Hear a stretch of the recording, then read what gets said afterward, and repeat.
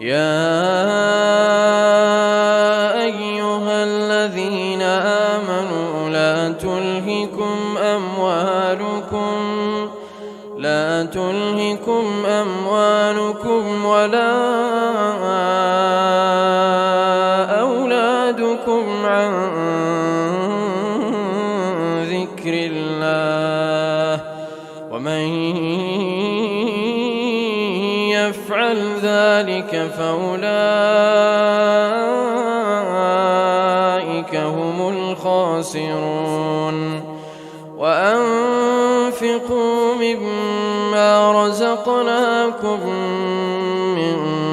قبل أن يأتي أحدكم الموت فيقول رب لولا أخرتني إلى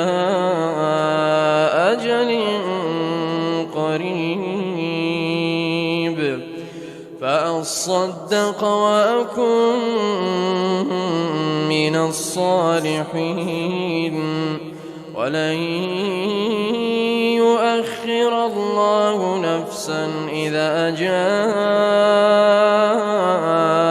أجلها والله خبير بما تعملون.